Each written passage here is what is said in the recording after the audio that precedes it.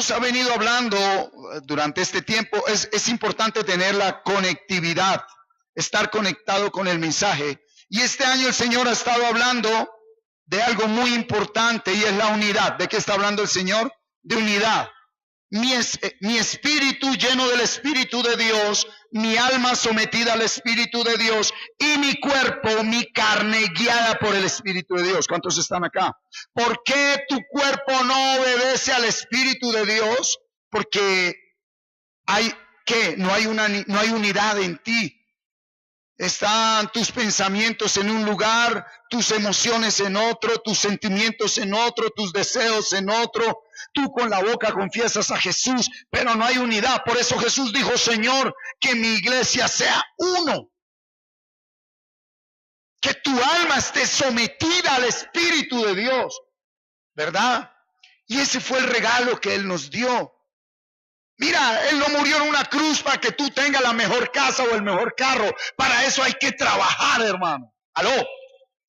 Él no murió en una cruz para que usted sea poderoso según los hombres y tenga vestimenta lujosas y oro y plata. No, Él murió en una cruz para darte vida eterna. Y esa vida eterna es su Espíritu Santo. ¿Cuánto lo creen? ¿Verdad? Entonces Él dijo que sean uno. Cuando tú con tu cuerpo y tu mente quieres amar a alguien, pero algo dentro de ti te lleva a odiarlo, es porque no hay unidad. Cuando tú con tu cuerpo quieres hacer un buen labor en el trabajo y terminas haciendo lo que no es, llegando tarde, siendo perezoso, es porque no hay unidad en ti. Y cuando Cristo está en mí, ¿hay qué? Unidad. Hay una coherencia entre lo que hablo, pienso, siento, deseo y hago. Eso es ser uno, ¿verdad? Y cuando yo soy uno, pues puedo ser uno con los demás, y eso se llama unanimidad. Mira, la muestra de que el Espíritu de Dios mora en ti es que tú ya no te quieres agradar a ti mismo, en cosas sencillas, en lo mínimo. ¿Por qué? Porque hay un espíritu en tu vida que te lleva a soportar y a resistir la actitud que en el otro siempre te causó malestar. Entonces, por eso es que el otro empieza a leer la Biblia en ti, porque tú ya dejas la cantaleta, tú ya dejas la actitud grotesca, y la unidad de Dios en ti te lleva ¿a qué? A amar al otro. Porque te sientes amado dentro de ti mismo. Sentirse amado va más allá de un sentimiento. Sentirse amado es entender el porqué y el para qué de las cosas. Señor, tú me amas. Tú me amas. Amén. Mira, Jesucristo, el Hijo único de Dios, vino al mundo para volvernos a unir a los hombres con Dios. Por la gracia de Dios, Él nos hizo uno con el Padre. Cuando somos uno con el Padre en espíritu, alma y cuerpo, entramos en ser unánimes unos con los otros para ser parte viva y dinámica del reino de Dios. Entonces, mira, cuando yo soy uno con Dios y soy uno con los hermanos, ahora sí soy parte del cuerpo de Cristo. Tú no eres parte del cuerpo de Cristo por tener título de católico o de evangélico. Tú no eres parte del cuerpo de Cristo porque le haces caso al pastor o al sacerdote. Tú eres parte del cuerpo de Cristo cuando puedes aceptar a tus hermanos tal y como son. Ahí eres parte del cuerpo de Cristo. Antes no. ¿Qué sacas tú con llevar 20 años en una comunidad si eres la que más hablas de todo el mundo? Si tú no eres uno con Dios, tú no puedes aceptar a tu cónyuge tal como es. Y es doloroso ver a una mujer después de 25 años de haber convivido con un hombre hablando de su esposo con todo el mundo.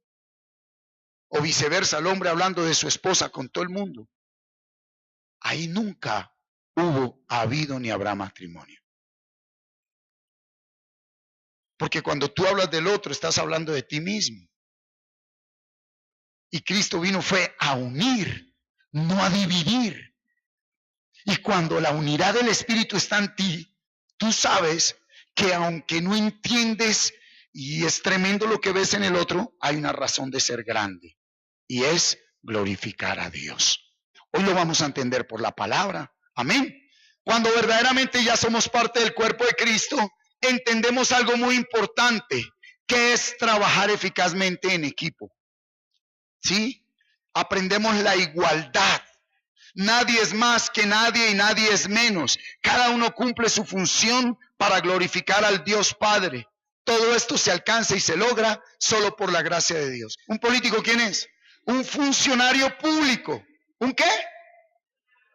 ¿Y qué es un funcionario público? Alguien que le sirve al pueblo. Se voltearon las cosas.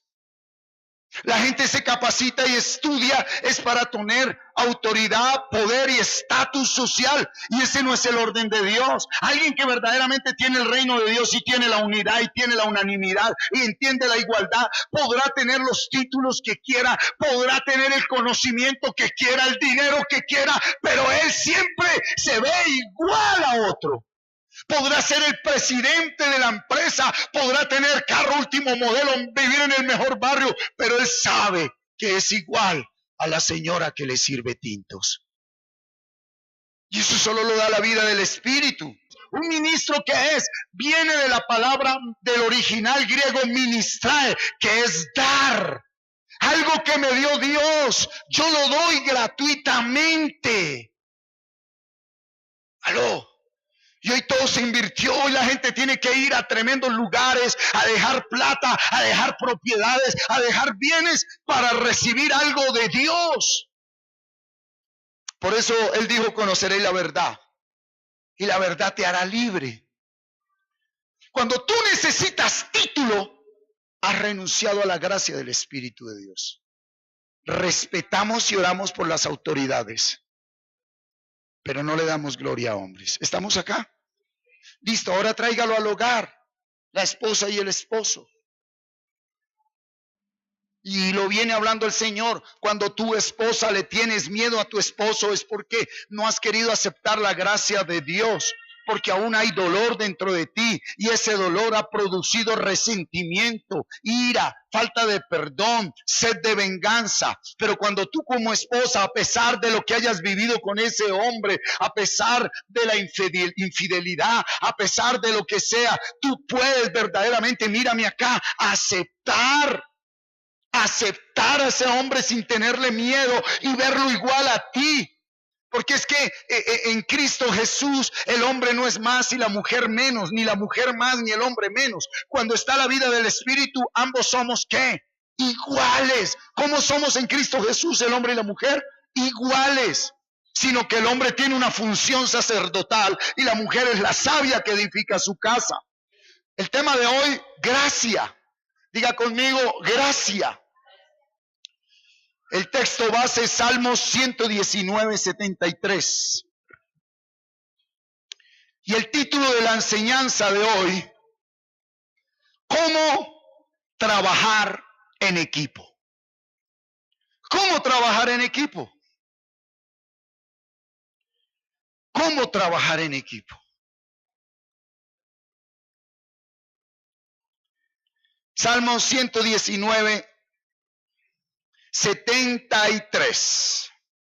Tus manos me hicieron y me formaron. Hazme entender y aprenderé tus mandamientos. El salmista reconoce que él no se hizo a sí mismo, que él no viene de un mico, que él no es fruto del Big Bang, sino que es la mano de Dios la que lo hizo y lo formó. ¿Cuántos lo creen? ¿Usted cree que Dios fue el que lo formó a usted? ¿Cuántos creen que Dios lo escogió desde el vientre de mamá? Y mire lo que le dice. ¿Qué le dice el salmista? Hazme ¿qué?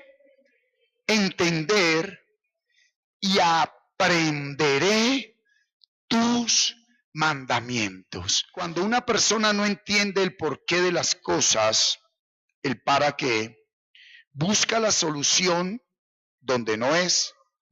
Y de pronto lo que está viviendo no necesita una solución ni una respuesta de parte de ningún hombre, sino simplemente esperar en Dios.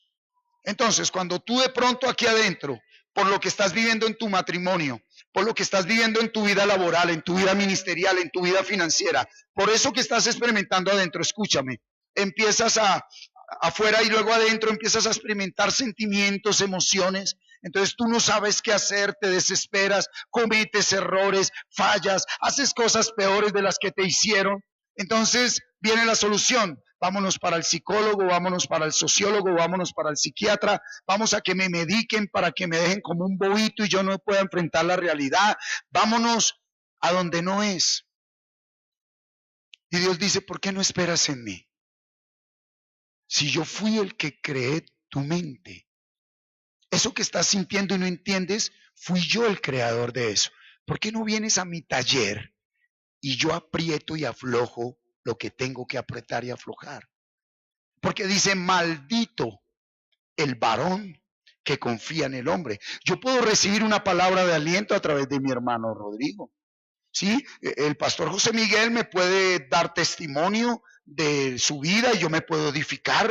Ay, gracias, pastor. Pero, escúchame, la verdadera solución a ese conflicto que tú y yo tenemos dentro, solo lo puede solucionar Dios. No más. En muchas veces terminamos esclavos de las personas. ¿Sí? Mira, ¿qué es la primera característica de que Dios no está en el corazón de un hombre? Que busca amor en otra persona.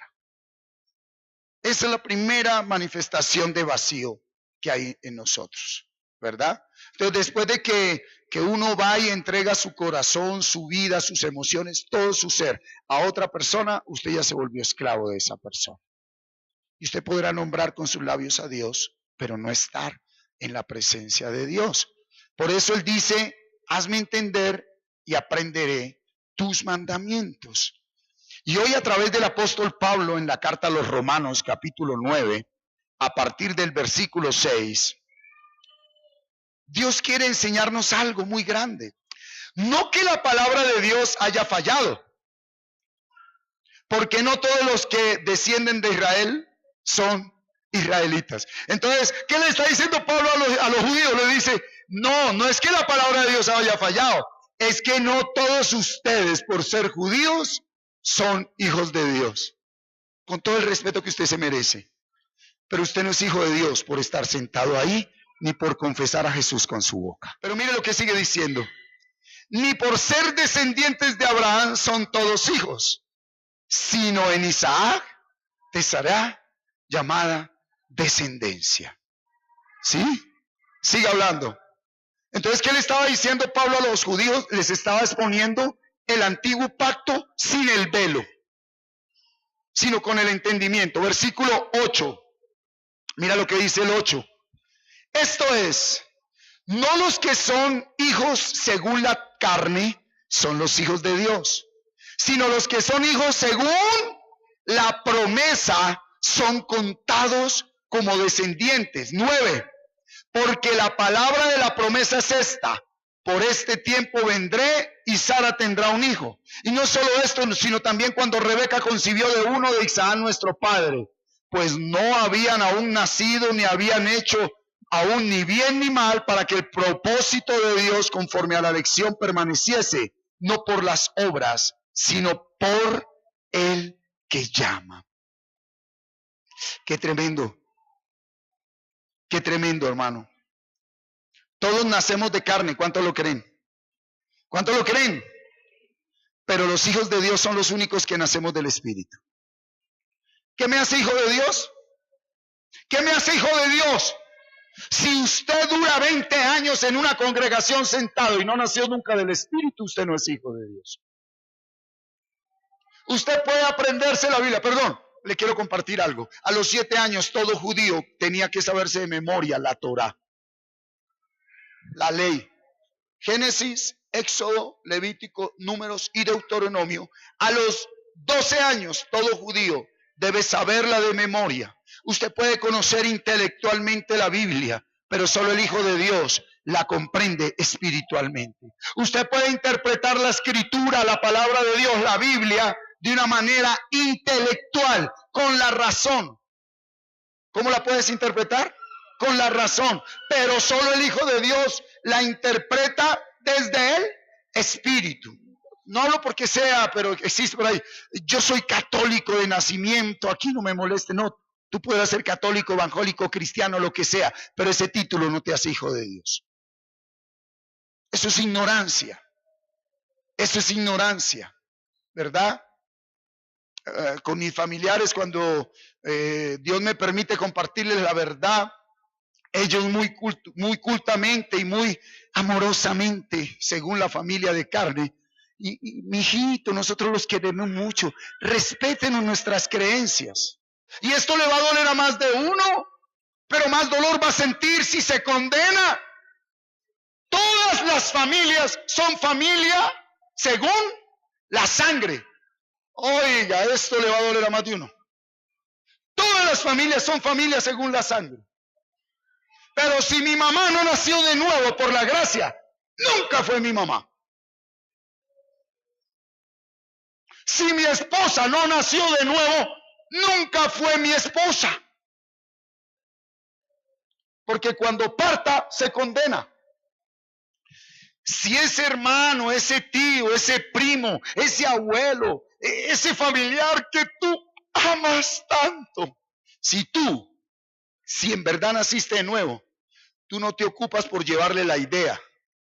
Tú clamas para que Dios le regale un nacimiento nuevo, si no, nunca fue familiar tuyo, porque la familia de sangre, cuando muere, perece para siempre. La familia del espíritu, cuando muere, vive para siempre.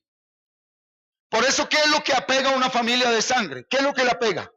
Las celebraciones mundanas, el día de la madre, el día del padre, la Navidad, ¿sí? Ay, que aprovechemos la Navidad. Pero venga, ¿en verdad ahí está el Espíritu de Dios cuando tú estás celebrando eso? Entonces Pablo está confrontando al pueblo judío y está confrontando a la iglesia y nos está diciendo, de pronto el que tú llamas familiar no es familiar. ¿Por qué? Porque no ha nacido de nuevo. Por eso hay choque, por eso hay diferencias, por eso hay conflicto. ¿Cuántos están acá? ¿Verdad? Porque la unanimidad solo viene cuando hay nacimiento nuevo, que es la unidad del Espíritu. Solo los hijos de Dios somos la verdadera familia, la familia eterna. Pero mire algo, devuélvase conmigo. Lea el 8. Esto es, no los que son hijos según la carne son los hijos de Dios, sino los que son hijos según la promesa son contados como descendientes. ¿Cuál promesa? ¿Cuál promesa? Sino los que son hijos según la promesa son contados como descendientes. Ven, mira, hay personas que llevan muchos años reclamando una cantidad de cosas que solo le pertenecen a los hijos de la promesa. Y yo quiero hablarte a ti, que tú no tienes fe, sino creencias. Tú crees en un Dios por lo que tus papás te enseñaron, por lo que un sacerdote o pastor te ha enseñado. Pero hoy estás aquí sentado para que tú tengas una verdadera relación personal con Dios. El Dios tuyo no es el Dios de tus papás, porque si ellos no creyeron en Jesucristo, ellos nunca creyeron en el Dios verdadero. Y cuando tú de cierta manera te haces uno con los ídolos de los antepasados, tú te conviertes en idólatra. Hay que respetarles en el sentido de respetarles, no ofenderles, no maltratarles, no herirles, hablarles con prudencia, con mansedumbre, con el Espíritu de Dios, sin ofenderlos, amén. Pero no le lleves la idea al terco, porque serás peor terco que él. Cuando tú le contestas a un terco según su terquedad, terminarás siendo peor terco que él. Hay una manera de decirle, no, sí, mira, yo a ti te amo, pero no estoy de acuerdo con la manera como concibes a Dios. Es que Dios está en todo lugar, Él está en todo lugar, pero no se manifiesta en todo lugar. ¿Estamos acá? Entonces, ¿qué pasa? Si usted no tiene un conocimiento de la palabra, un idólatra viene y te tumba. Ay, pero mire que allí el vecino de la esquina, la virgencita, la curó de cáncer. Ah, ¿o no es Dios el que hace milagros? Ah, te quedas callado porque no conoces la palabra. Ay, pero acuérdese que la abuelita la levantó de la muerte San Eustaquio, San Onofre, San Epáfrito. Y tú te quedas callado porque no conoces la palabra, porque piensas que porque hubo un milagro o una sanidad fue Dios. Y Dios también le dio permiso a Satanás de hacer prodigios, señales y milagros. El hecho de que alguien se sane no quiere decir que fue sano por el Espíritu de Dios. ¿Aló? ¿Cómo sabes tú que la sanidad de tu cáncer, de tu SIDA, fue dada por el Espíritu de Dios? Oye, porque tu vida se convierte en un servicio de adoración a Él. Porque tú sabes que debes morir y Él no te dejó morir, sino te dio vida eterna. Tú deberías, por haber tomado alcohol toda una vida, morir de cirrosis. Tu hígado, tu páncreas debería podrirse y tú desaparecer. Y de un momento a otro, de la noche a la mañana, los médicos no saben, nadie lo explica. Tu hígado está normal, tu páncreas normal, tú estás lleno de vida. Tú lo único que quieres es agradecerle a Dios. Por eso alguien que estando en Cristo Jesús,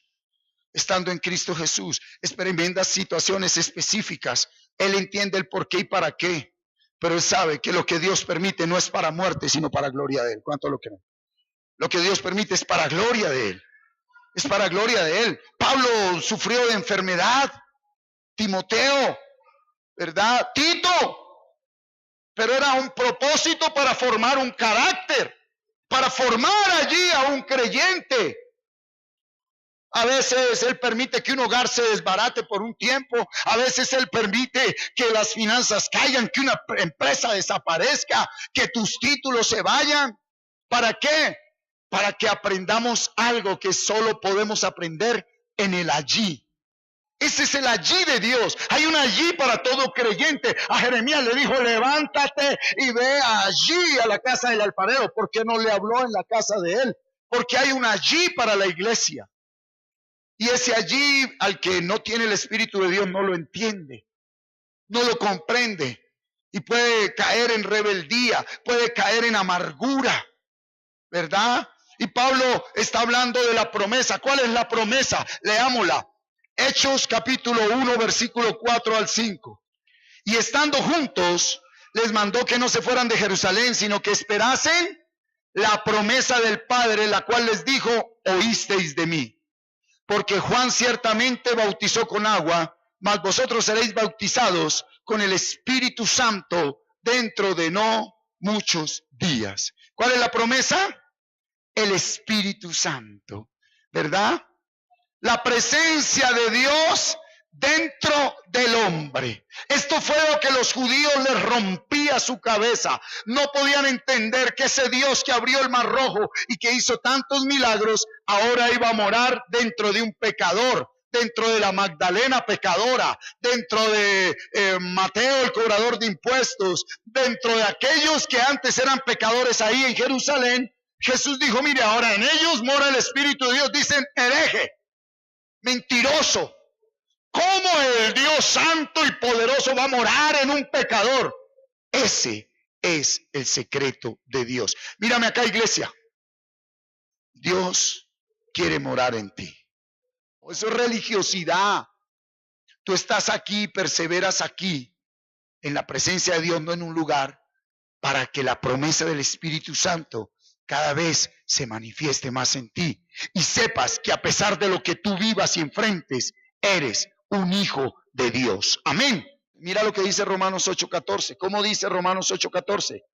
Porque todos los que son guiados por el Espíritu de Dios, estos son hijos de Dios.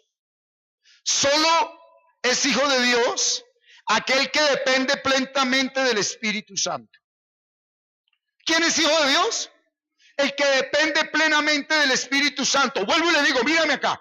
Cuando tú no tienes relación con el Espíritu de Dios y Dios permite situaciones difíciles en tu vida, Dios permite situaciones adversas, salimos corriendo a donde los ungidos, salimos corriendo a donde los santos, salimos corriendo muchas veces donde el brujo, donde el adivino, salimos corriendo donde hombres. Y aquí dice que solo somos hijos de Dios los que esperamos en Dios, porque el Espíritu de Dios es el que nos guía y nos da la respuesta. Ahora, ¿por qué tú necesitas de salir corriendo donde alguien? ¿Por qué? Porque tú no eres consciente de la presencia del Espíritu de Dios. Y el Espíritu de Dios no es una emoción. El Espíritu de Dios no es un show.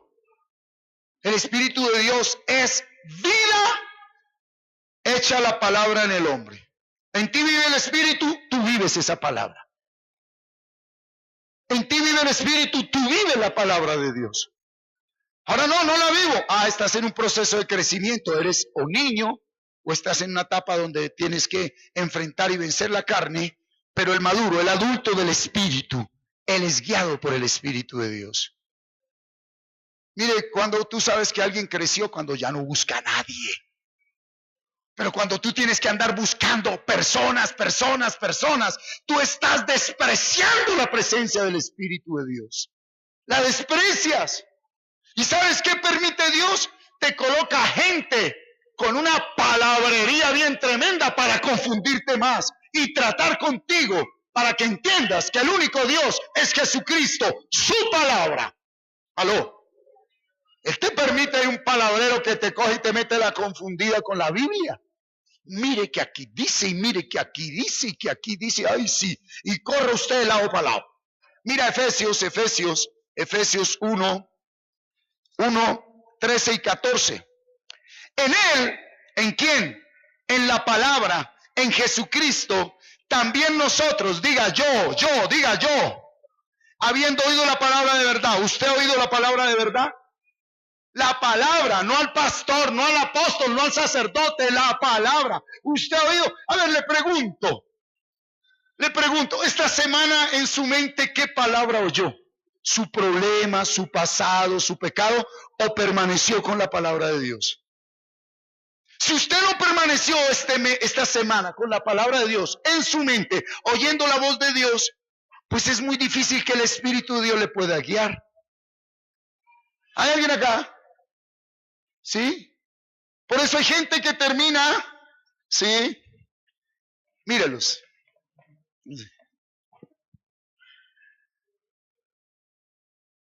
Una hora después. ¿Aló? ¿Dónde estás? Duran una hora ahí. Está aquí el cuerpo, pero están por allá. Ay, ¿qué estará haciendo Juanita? ¿Se bañaría hoy? ¿Me estará pensando? ¿Me estará traicionando? ¿Será que esta semana me pagan? Tú no eres uno. El que vive en el pasado o en el futuro no experimenta el Espíritu de Dios. Por eso el conocimiento envanece, tanto conocimiento, tanto intelecto, te vuelve loca esta mente. Una sola palabra basta. Una sola palabra basta. Y entonces él dijo, habiendo oído la palabra de verdad, que es el evangelio que nos salva, y habiendo creído en él, ¿qué dice? Fuimos sellados con el Espíritu Santo de la promesa. ¿Lo cumplió él, sí o no? Pero a mí, ¿qué me corresponde? Oír la palabra de Dios. ¿Qué es lo que le corresponde a usted? Muy bien. ¿Están listos? Yo le estoy ministrando, yo le estoy predicando por el don ministerial. Escúcheme acá. Pero lo que yo le predico no es la leche espiritual no adulterada. Yo le estoy predicando desde el don ministerial. La leche espiritual no adulterada es esta. Los que me ven por la red allí en Inglaterra, en España, Suramérica, en las naciones, si usted no oye esta palabra, sino usted se queda con la palabra del pastor, del profeta, del sacerdote, del ungido, usted nunca ha sido sellado con el Espíritu Santo. Entonces yo le motivo, a ver, hagamos un ejercicio. ¿Cuántos capítulos de la Biblia leyó esta semana? Deje así. ¿Cuánto meditó la palabra esta semana? Deje así. Pero usted está convencido que por venir aquí y sentarse ahí, la unción va a traerle un milagro y se le van a solucionar los problemas y usted va a ser sano de sus enfermedades. Mire, Dios lo guarde de que le envíe un espíritu engañoso que haga eso en usted. ¿Dios puede hacer milagros? Sí. ¿Dios puede solucionarle una necesidad financiera pagándole una deuda sin que usted ponga un peso? Sí. ¿Dios puede abrirle puertas que nadie más puede abrir? Sí, pero la razón de ser de Dios, Él nunca prometió darte eso. Él ya cumplió lo que prometió darte. El resto es consecuencia de permanecer en la promesa. ¿Estamos acá? No vengas a Dios por las cosas materiales, porque eso perece. Ven a Dios por lo que persevera, que es el Espíritu de Dios en ti. ¿Estamos, iglesia? Y mire lo que dice el 14, que es las arras. ¿Qué son las arras en un negocio? Un anticipo. Rodrigo, véndame la moto. Listo. ¿Cuánto vale la moto? 1 millón. Yo le doy 100,000 pesos de anticipo. Y cuando usted me entregue la moto, le doy la totalidad. Escúchame esto. El Espíritu Santo, iglesia, es hasta ahora un anticipo de la gracia de Dios. Y no hay en el universo algo más grande que el Espíritu de Dios. Y es un anticipo. Son las arras. ¿Por qué desprecias el Espíritu de Dios? ¿Por qué lo desprecias? El Espíritu de Dios es lo más grande. Porque el Espíritu de Dios lo creó todo. Él sabe todo, lo entiende todo, lo conoce todo. Él escudriña lo más profundo de nuestro ser. Y si el Espíritu de Dios, que todo lo sabe, todo lo conoce, todo lo entiende, todo lo comprende, está en ti, pues para ti va a ser la vida no fácil, sino una vida llena de la gracia de Dios. ¿Estamos, iglesia? Por eso no despreciemos la vida del Espíritu, es un anticipo. Amén. No la desprecie. La pelea de Pablo con los judíos era grande. ¿Por qué? Los judíos eran renuentes a creer que el Espíritu de Dios morara en los hombres. 1. Y 2, no aceptaban que Dios también diera esa promesa a los gentiles. Y mira lo que dice el versículo 15 y 16, hablando de la gracia de Dios. Pues a Moisés dice: tendré misericordia del que yo tenga misericordia, y me compadeceré del que yo me compadezca. Así que no depende del que quiere ni del que corre, sino de Dios que tiene misericordia. Ya no endurezcas más ese corazón, por favor. Sal de tu pasado. El Espíritu Santo nos fue dado como anticipo de esa vida eterna, que Él nos regaló porque a Él le plació por su gracia. Amén. Mira lo que dice el 9:17. Léalo conmigo. Porque la Escritura dice a Faraón, la Escritura dice a Faraón, 2 puntos. Para esto mismo te he levantado, para mostrar en ti mi poder y para que mi nombre sea anunciado por toda la tierra. Escúchame esto. ¿Por qué fue endurecido el corazón de Faraón? Para mostrar la gloria de Dios. ¿Cuántos han leído el Génesis, el Éxodo? ¿Cuántos lo han leído? ¿Cuántas plagas le mandó Dios a Faraón? 10. Y en el momento en que venía la plaga, las tinieblas, el sarpullido, ¿sí? ¿Qué pasaba? Él tenía remordimiento, pero no arrepentimiento. Entonces remordimiento es, él decía, claro, no dejé ir a Moisés, por eso vinieron las plagas. Claro, yo me porté mal, por eso me vino esto. Claro, yo malgasté la plata, por eso estoy en ruina. Claro, yo no fui un papá, por eso mi hijo está en drogas. Claro, y yo no fui una buena mujer, por eso mi esposo me dejó. Eso era remordimiento. Pero el corazón seguía duro. El corazón seguía duro. ¿Y para qué endureció el corazón de Faraón? Para dar gloria a su nombre. Para que a lo último el pueblo dijera: qué grande y poderoso eres, Dios. Qué grande y poderoso eres, Señor. Qué grande y poderoso eres, mi Señor. ¿Cuántos están acá? Y mira que el 18, mira lo que dice el 18. De manera que de quien quiere tiene misericordia, y al que quiere endurecer, endurece. Todo en este mundo es por voluntad de Dios. A Él le plació tener misericordia de los hombres, regalándonos la fe que es en Cristo Jesús. Voy a retomarte el contexto para que no te pierdas. Mírame. Pablo le está hablando a los judíos y Pablo le está diciendo: ustedes no aceptan a los gentiles, pero si a Dios le plació tener misericordia de los gentiles, ¿quiénes son ustedes para decirle a Dios qué?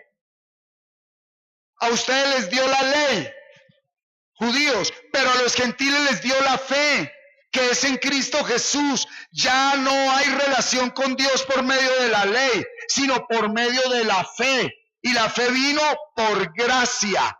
La fe vino por gracia. Y mira lo que está diciendo ahí. Él tiene misericordia del que quiera tener misericordia y endurece el corazón de quien quiera endurecer. ¿Cuántos están aquí resentidos con alguien fuertemente? ¿Quién no ha podido perdonar? Gloria a Dios que levantas la mano. Mira, ¿quiénes somos nosotros para decirle a Dios qué? ¿Quién endurece el corazón? ¿Quién endurece el corazón de ese familiar? ¿Quién endureció el corazón de ese hombre? ¡Wow! Esto es duro de aceptar para un religioso. Mire, sigamos leyendo lo que le dice Pablo a los judíos y le habla hoy a la iglesia. Pero hay que interpretarla desde el contexto, sabiendo que le está hablando al pueblo judío en la aceptación de Dios a los gentiles. 19. Pero me dirás, ¿por qué pues sin culpa? Porque ¿quién ha resistido a su voluntad? Oye, mira lo que está diciendo Pablo. Si Dios determinó que éste tiene misericordia y a éste le endurece, entonces, pues Dios, a ver, ¿cómo así? Si a usted le plació tener misericordia a él y endurecer a este, pues entonces ¿para qué después lo condena si fue usted el que le endureció el corazón? ¿Hay alguien acá? ¿Hay alguien acá? Y mire lo que sigue diciendo ahí la palabra. Mire lo que dice el 20. Mas antes, hombre, ¿quién eres tú para que alterques con Dios?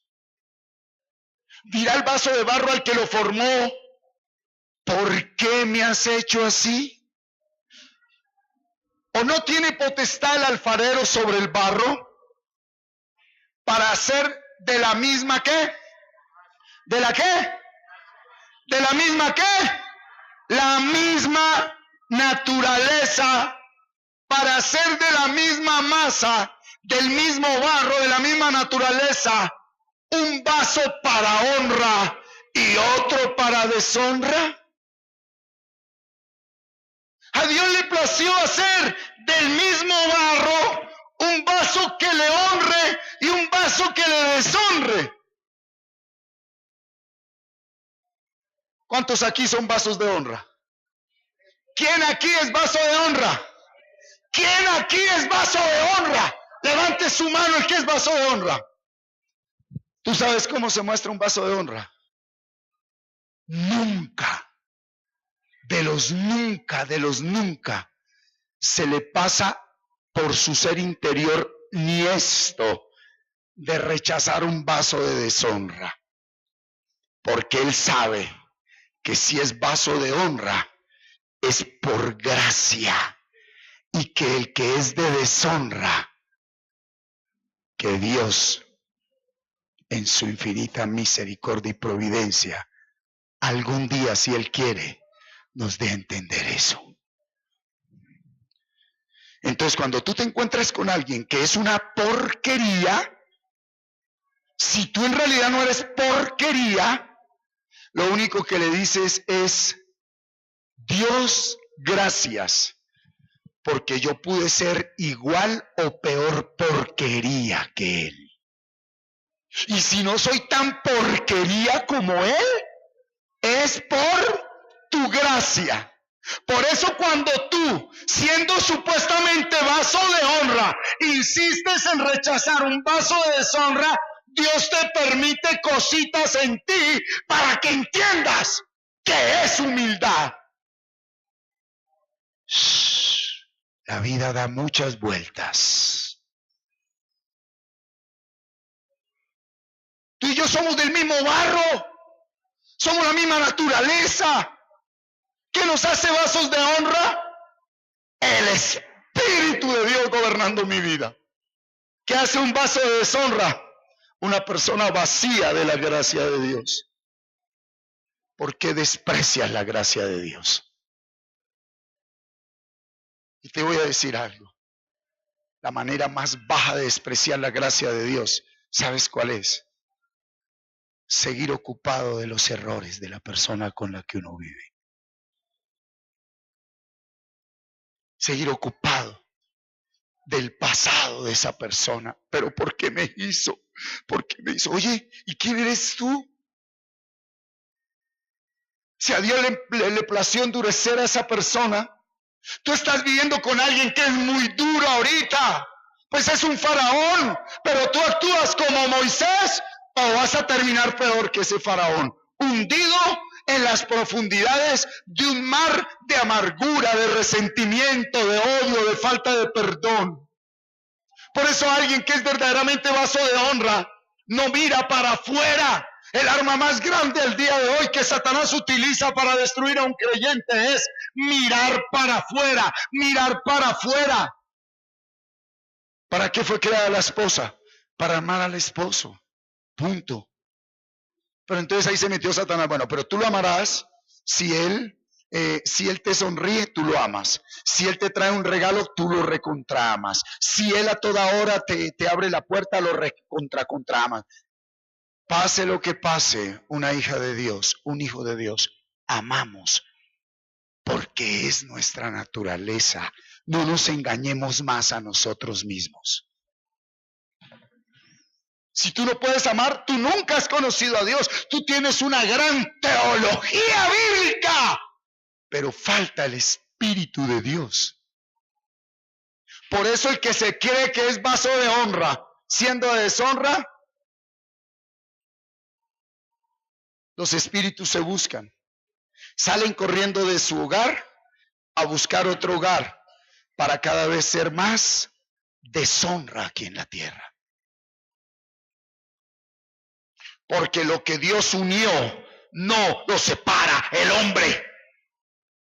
Y si por alguna razón Dios te separa por un tiempo, sepárate, pero no te cases ni te unas con nadie, porque Dios es fiel y Él cumple su promesa, y lo que Él unió, aunque se haya apartado, lo volverá a unir, porque Él es Dios. Aló. Pero cuando tú no eres de honra, no tienes un espíritu que te redarguya, un espíritu que te instruya, te enseñe, te corrija, te traiga convicción de pecado, sino que el que es de deshonra creyendo que es honra, es guiado por las emociones, por los sentimientos, acomoda esa palabra como quiera, se une a congregaciones que le predican conforme a su vacío, conforme a la deshonra que hay en él. Predícame una palabra que se acomode a lo mío. Dime lo que quiero escuchar. Póngale cuidado. Siga el siguiente versículo. ¿Y qué si Dios, queriendo mostrar su ira y hacer notorio su poder, soportó con mucha paciencia los vasos de ira preparados para destrucción? ¿Quiénes eran esos vasos de ira preparados para destrucción? Nosotros. Nos soportó. ¿Por qué nos soportó? Porque los judíos nunca se imaginaron que la escoria llamados gentiles, un día íbamos a tener el Espíritu de Dios.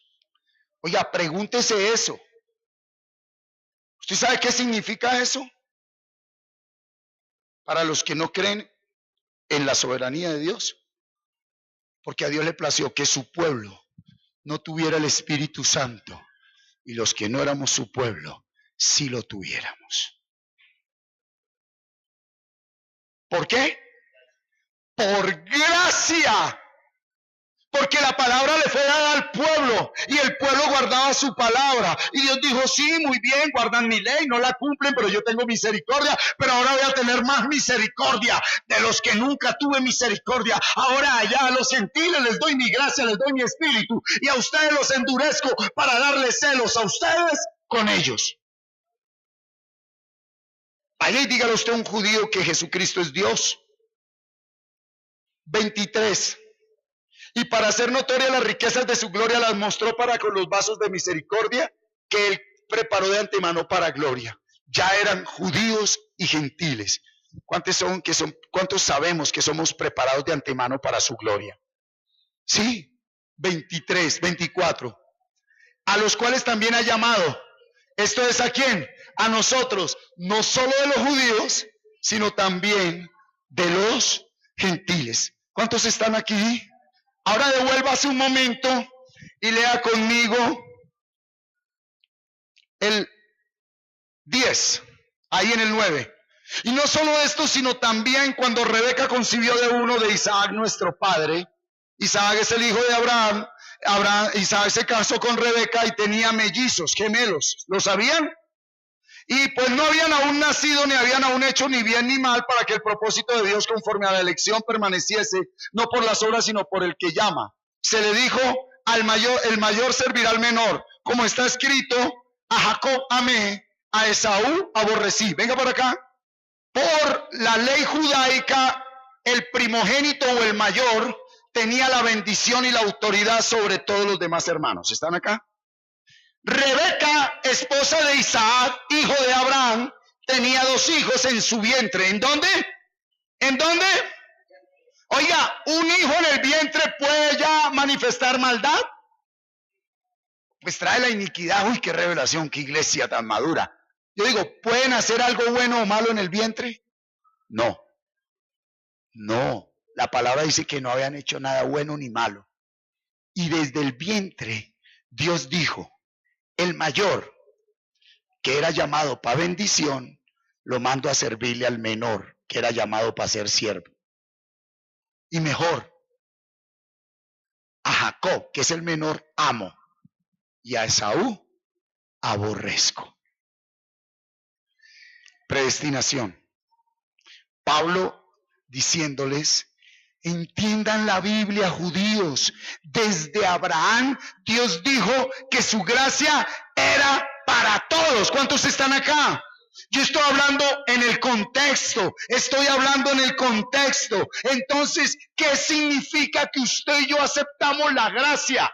Que por gracia usted es salvo, que por gracia mora el Espíritu Santo. Y si usted y yo somos verdaderamente vasos de honra, nosotros nunca despreciaremos a un vaso de deshonra. Porque usted no sabe si es de deshonra. Porque usted en ese momento se convierte, míreme acá, en israelita espiritual, en judío espiritual, y supuestamente es gentil. Y entonces usted como judío e israelita puede caer de la gracia metiéndose en la ley. Ay, pero ese ¿por qué no cambia? Mire, yo sí pude cambiar. Ahora yo sí leo la palabra. Ahora ya no fumo, no tomo. Y yo ya no digo groserías. Ahora yo sí soy santo. Ahora yo sí diezmo. Ahora yo sí hago. Y usted sin vergüenza, ¿cuánto tiempo lleva sin cambiar? ¿Será que usted no va a cambiar? Dios lo va a matar. Dios lo va a destruir.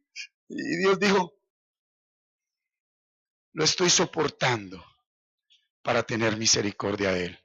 Y puedes quedar avergonzado que ahora el menor esté sobre el mayor. Por eso los últimos serán los primeros y los primeros serán los últimos cuando tú no estás en gracia. ¿Aló? ¿Cuántos están acá? Es por gracia. Es solo por gracia, hermano. Por eso en este día el Señor está derramando sobre tu vida esa gracia que es el Espíritu Santo. No la desprecies. No desprecies más su espíritu. Y mucho menos por excusa de que hay un vaso de deshonra a tu lado. Y mucho menos por excusa de que hay alguien que te odia, que te hace daño, que hay alguien, no, un hijo de Dios que es vaso de honra, no desprecia a nadie. Pídale perdón a Dios por aquellas personas que usted desprecia en este momento. Porque si alguien puede vivir en santidad, si alguien puede vivir la palabra de Dios, si alguien puede vivir la vida del Espíritu, no es por su esfuerzo, es por gracia. ¿Cuántos estamos aquí? Es por gracia de Dios. Amén. Es solo por su gracia. Es solo por su gracia. ¿Verdad? La gracia de Dios me hace entender el porqué de la actitud del otro. La gracia de Dios es la que me hace comprender todas las cosas. Miremos Romanos 12, ahí adelante, del 3 al 5. Digo pues, por la gracia que me es dada, a cada cual que está entre vosotros, que no tenga más alto concepto de sí que el que debe tener, sino que piense de sí con cordura, conforme a la medida de fe que Dios repartió a cada uno. ¿Qué nos ordena? Igualitos. Usted no es por un título ni por un conocimiento. Qué lindo es encontrar usted a alguien con títulos, con conocimiento, con dinero, con poder aquí en la tierra, que se para igual a ti. Y qué feo es encontrar a alguien que lo único que tiene son títulos, poder y dinero, que se siente más que tú. O sea, no es por la ropa, no es por el título, no es por el carro, no es por la casa, no es por nada. Todos somos vasos de barro. ¿Por qué estás despreciando a ese vaso de barro? ¿Por qué lo desprecias? Si alguien puede vivir en santidad es por gracia. Y si alguien está endurecido, Dios es el único que sabe por qué. Ahora, Dios te está hablando es a ti. ¿Sí o no? Entonces, si Dios te está diciendo que te da su gracia, que te trae a su palabra, ¿por qué insistes en tener un corazón duro? ¿Por qué insistes en no perdonar? ¿Por qué insistes en ver los errores en los demás? Si yo doy testimonio que Dios está derramando la gracia en tu vida. Arminio y Calvino, ¿sí?, reformadores de la iglesia de los primeros años, 1500, 1600, pelearon siempre. Calvino decía, nadie puede caer de la gracia. Arminio dijo, sí se puede caer de la gracia. ¿Verdad? Yo le dejo eso a usted. Yo considero que si Dios determina que la gracia está sobre mi vida, yo no puedo ir contra la voluntad de Dios. Pero cada uno revísese. Si Dios está diciéndote, he tenido misericordia de ti, he tenido misericordia de ti, te he mirado con bondad. Mira que no estás enfermo, mira que no tienes mangueras en tu cuerpo, mira que no andas limosneando, mira que tienes todo y mucho más de lo necesario.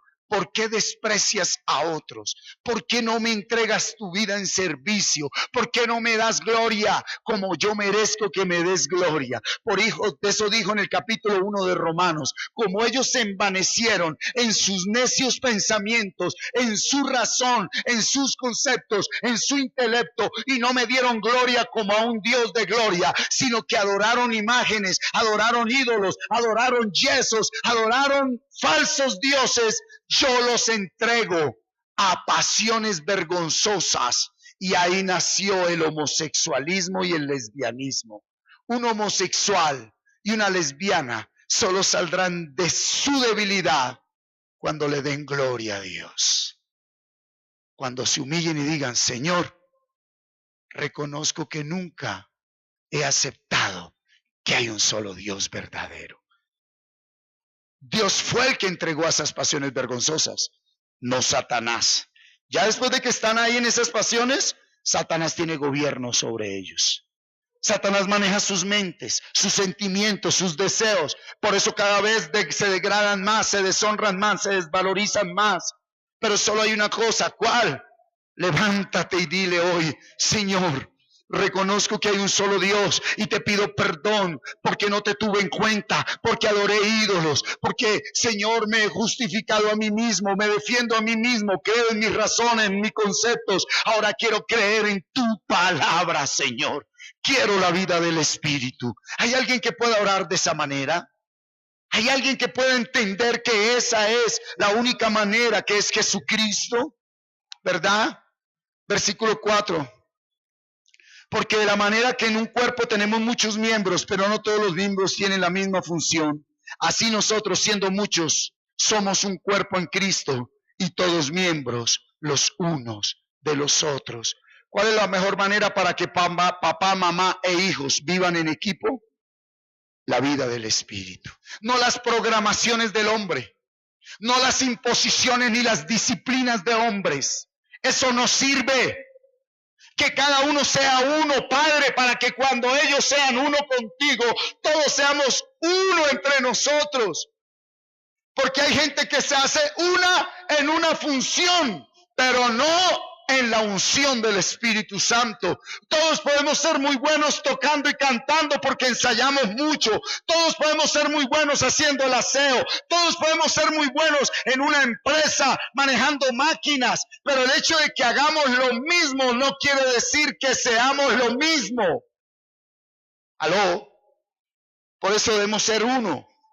Entonces la pregunta es, qué lindo, siendo diferentes las funciones, Él nos hizo iguales a todos. Todos somos del mismo barro. Todos somos del mismo barro. Cumplimos una función diferente. Algunos honran, otros deshonran. Pero yo permanezco humillado delante de Dios. Yo permanezco postrado. Padre, el hombre viejo ya no tiene dominio sobre mi vida. Y es por tu gracia. Solo por tu gracia. No me sueltes de tu mano.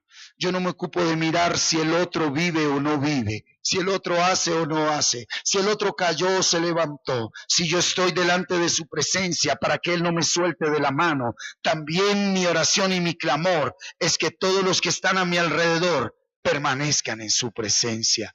Pero yo no me creo más porque viva la palabra, porque haga más, porque sepa más. No es por saber, no es por hacer, es por vivir la palabra de Dios. Está aquí la iglesia y vamos a terminar en el capítulo 8 de Romanos, versículos 5 al 9. Porque los que son de la carne piensan en las cosas de la carne, pero los que son del Espíritu, en las cosas del Espíritu. Sigue, porque el ocuparse de la carne es muerte, pero el ocuparse del Espíritu es vida y paz. Por cuanto los designios de la carne son enemistad contra Dios, porque no se sujetan a la ley de Dios, ni tampoco pueden. 8. Y los que viven según la carne no pueden agradar a Dios. 9. Mas vosotros no vivís según la carne, sino según el Espíritu. Si es que el Espíritu de Dios mora en vosotros, y si alguno no tiene el Espíritu de Cristo, no es de Él. ¿Cómo es que viene la vida del Espíritu? ¿Cómo se manifiesta la vida del Espíritu? Por la palabra de Dios. Mira, lo primero que Dios da a alguien que llama a ser su hijo viniendo de pecado, de inmundicia, porque fue predestinado antes de la fundación del mundo, le llamó, le justificó y le da de su gloria para que sea vaso de honra, es porque esa persona se apasiona por permanecer en la palabra de Dios. ¿Cómo estás tú frente a la palabra? Colóquese sobre sus pies, iglesia.